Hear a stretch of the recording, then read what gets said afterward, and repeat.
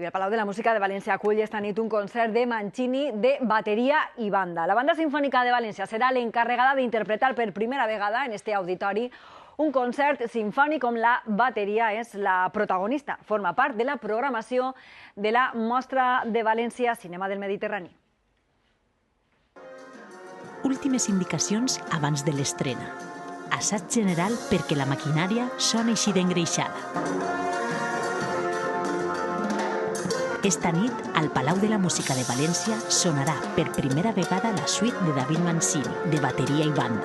Al capdavant de les baquetes, Javier Guillot. Jo, al escoltar-lo, inclús tocar-lo moltes vegades, vaig parlar amb Jesús Salvador Chapi, company i amic, i li vaig donar la idea de dir, tu això ho arreglaries per a que la bateria fos protagonista sinfònicament, com mai assegut, i fer-lo això per a banda i també l'arreglo per a orquestra.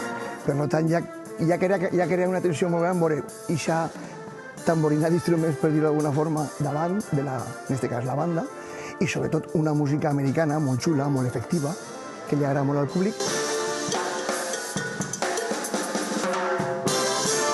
La bateria avui tindrà un paper protagonista. Sembla insòlit, però serà l'instrument solista.